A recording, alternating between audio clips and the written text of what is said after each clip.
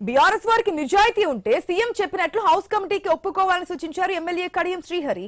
దొంగతనం చేసిన వారు సభలో ఎలా అరుస్తున్నారో చూడాలని పేర్కొన్నారు. శాసనసభ్యులు మరి మర్చిపోయి కొందరు సిగ్గు లేకుండా సభలో అరుస్తున్నారని విమర్శించారు కడియం. దొంగతనం చేసే వాళ్ళు ఏ రకంగా భయపడుతున్నారో చూడండి అధ్యక్ష. ధరణి అడ్డం పెట్టుకొని వందల ఎకరాల భూములను కబ్జా చేసిన వారు సిగ్గు లేకుండా ఏ రకంగా అరుస్తున్నారో చూడ అధ్యక్ష. నిజంగా నీకు నిజాయితీ ఉంటే, నిజంగా మీరు తప్పు చేయకపోతే హౌస్ కమిటీకి ఒప్పుకోవాలని చెప్పి కోరుతున్నా. దయచేసి మీరు తక్షణమే హౌస్ కమిటీ వేయాలి.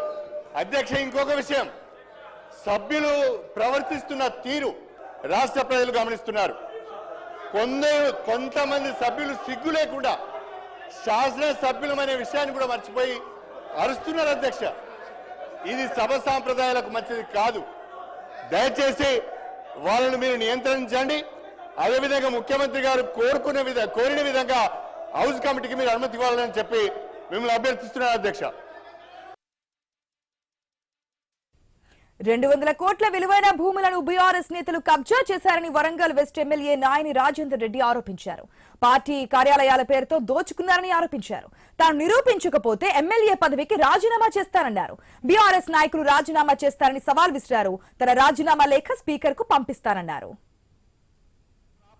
సిటీ సెంటర్ల టిఆర్ఎస్ కార్యాలయాలకు కబ్జాలు పెట్టిండ్రు. ఇన్ఫర్మేషన్ యాక్ట్ ప్రకారం పట్టుకొచ్చి నేను నోరు నెత్తిన కొట్టుకొని మీడియాలో అసెంబ్లీలో మొత్తుకుంటే ఎందుకు దీని మీద ఇది జరగట్లేదు అధ్యక్ష? ఇవాళ వీళ్ళది కనుక ఇది నేను ప్రూవ్ చేయకపోతే అధ్యక్ష 24 గంటల్లో నా ఎమ్మెల్యే సభ్యత్వానికి రాజీనామా చేస్తా అధ్యక్ష. ఇవాళ హరీష్ రావు గారు, కేటీఆర్ గారు రాజీనామా చేస్తారా? నేను ఇప్పుడు ఖైదం రాసిస్తా అధ్యక్ష. ఇంతగానం మొత్తుకుంటుంటే కోట్లు దించుకొని దొంగ అంటుంటే మరి కార్యకర్తలు ఏమి బాధపడుతున్నారు అధ్యక్ష? ఎందుకు వాళ్ళని జైల్లో పెడతలేరు? ఇన్ని పాపాలు చేస్తే అని కాంగ్రెస్ కార్యకర్తలు నోరు కొట్టుకుంటున్నారు అధ్యక్ష.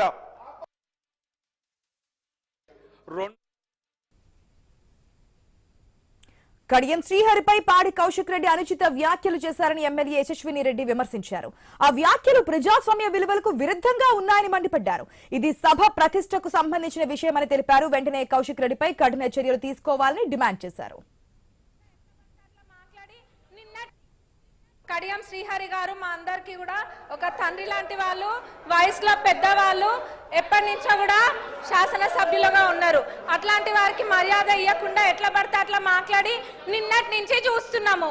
అది డిమాండ్ల మీద మాట్లాడుతుంటే, చర్చ జరుగుతుంటే, కొత్తగా సబ్జెక్ట్ ఏమైనా నేర్చుకుందామని ఇంట్రెస్టింగ్ గా విందాం అనుకుంటే నూతన సభ్యులం ఎంతో మంది ఉన్నాం. సభా సమయాన్ని కూడా వృధా చేస్తున్నారు.